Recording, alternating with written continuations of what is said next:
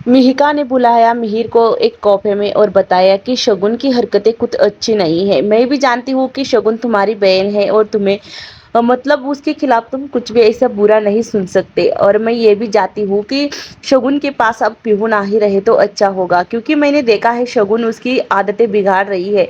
उसे महंगे महंगे खिलौने देना, पैसे देना, ये सब कुछ पीहू को एक मतलब बुरी आदत लग सकती है। और मैं चाहती हूँ कि तुम कुछ करो। यहाँ पर जब रोमी फोन लगाता है, मिहिका से पूछता है कि मिहिका तुम कहाँ पर हो, शाम को संगीत की पार्टी है, तुम जल्दी आ जाना। वही दूसरी तरफ अब शगुन यहाँ पर पीहू की जो स्कूल में डांस की जो प्रैक्टिस होने वाली है उसके लिए हॉल उससे बुक नहीं हो रहे हैं।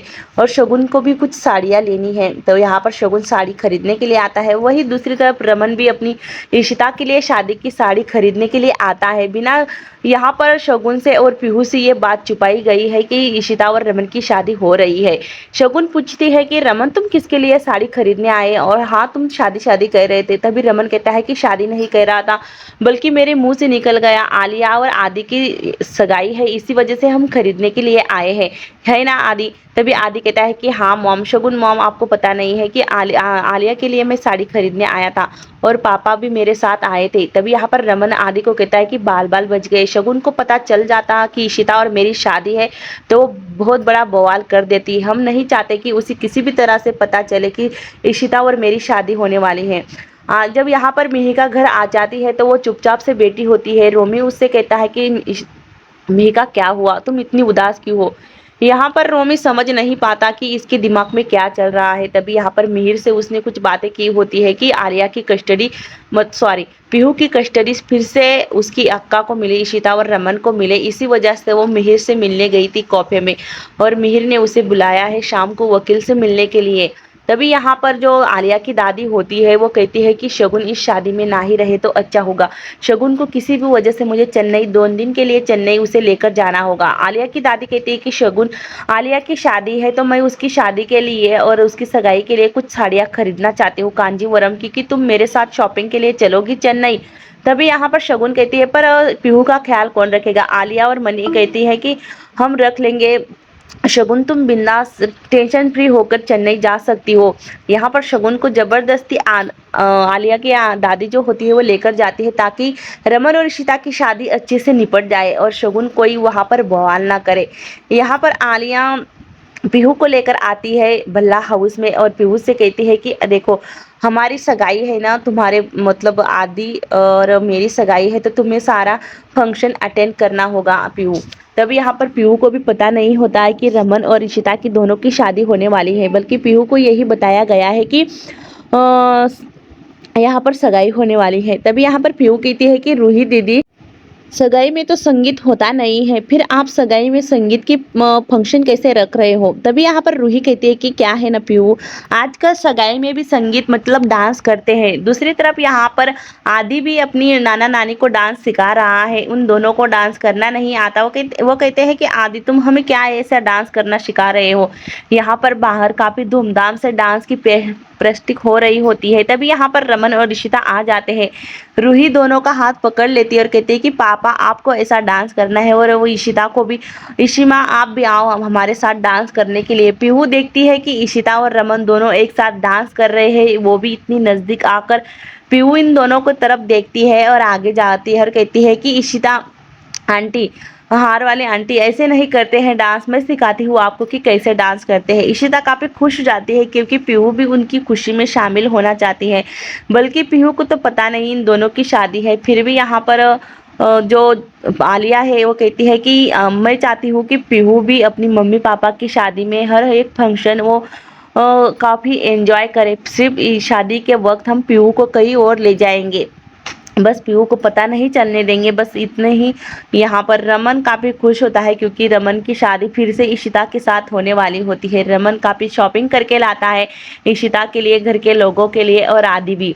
यहाँ पर रमन तैयार होने के लिए जाता है। तभी यहाँ पर दूसरी तरफ अब संगीत के दिन ही मिहिका और मिहिर दोनों भी एक कैफे में आते हैं, यहाँ पर बार में आते हैं वकील से मिलने के लिए, क्योंकि यहाँ जो वकील बैठा हुआ है वो अशोक के साथ बैठा हुआ है। मिहिका कहती है कि मिहिर, ये अशोक इस वकील के साथ क्या कर रहा है, इसके जहाँ तक हम जानते हैं कि अशोक तो इसे जानता भी नहीं था, अचानक से इन दोनों में दोस्ती कैसे हो गई। यहाँ पर मिहिर कहता है कि हाँ मिहिका, मुझे भी पता नहीं, हमें थोड़ा वेट करना होगा ताकि हम कुछ समझ सके। यहाँ पर मेहंदी का फंक्शन शुरू हो जाता है। यहाँ पर इशिता को काफ़ी अच्छी से मेहंदी लगाई जाती है। इशिता की अम्मा देखकर कहती है कि तुम कितनी प्यारी लग रही हो। इशिता कहती है कि अम्मा, ये मेरी कोई फर्स्ट शादी नहीं हो रही है, पहले भी एक बार हो चुकी है, और ऐसे तुम रो रही हो जैसे मैं अभी न पहली बार शादी कर रही हूँ और तुम्हें छोड़कर जा रही हूँ। यहाँ पर जो मिहिर होता है, जहाँ पर वो बार में खड़ा होता है, वहाँ पर वो एक फोन पर बात करते करते एक रूम में चला जाता है, और वहाँ पर उसकी जो बदबू होती है, वहाँ पर रूम में जो बदबू से उसे एलर्जी हो जाती है, और वो खांसते खांसते बाहर आ जाता है और मिहिका को बताता है कि मिहिका, मुझे बहुत तकलीफ हो रही है, तुम मुझे कहीं पर लेकर जाओ। मिहिका उसी बार में एक रूम को बुक करती है, मिहिर को उसी रूम में लेकर जाती है। और दूसरी तरफ आलिया जो होती है वो इशिता को तैयार कर रही होती है, और इशिता काफ़ी सुंदर लगती है। आलिया कहती है कि अम्मा, आप तो बिल्कुल चांद का टुकड़ा लग रही हो, और आपको रमन अंकल देखेंगे तो काफ़ी तुम पर फिदा होने वाले हैं। तभी यहाँ पर रमन भी तैयार होकर आता है। मेहंदी का कार्यक्रम हो चुका होता है, अब यहाँ पर संगीत का कार्यक्रम शुरू होने वाला होता है। जब यहाँ पर रमन की नज़र इशिता पर पड़ती है तो रमन उस पर लट्टू हो जाता है और कहता है कि आज तो मेरी मद्रासन कहर ढा रही है, काफ़ी सुंदर लग रही है। यहाँ पर पीहू रूही को बुलाती है और कान में बताती है कि इशिता आंटी को तुम काला टीका लगा दो, नहीं तो उसे नज़र हो जाएगी। वही दूसरी तरफ अब यहाँ पर मिहिका डॉक्टर को बुलाती है मिहिर को दिखाने के लिए। डॉक्टर कहता है कि इसका अच्छे से ख्याल रखना होगा, इसे तेज बुखार है, इसे एलर्जी हो गई है। मिहिर कहता है कि मिहिका, तुम जाओ, संगीत शुरू होने वाला है और बहुत देर हो चुकी है, मैं आ जाऊंगा बाद में घर पर। मिहिका चाहती है कि ऐसी हालत में वो मिहिर को छोड़कर नहीं जाना चाहती, और मिहिर के हाथ से मिहिका का फ़ोन टूट भी जाता है। रोमी बार बार फ़ोन लगाता है। मिहिका कहती है कि कोई बात नहीं मिहिर, मैं ठीक कर लूँगी।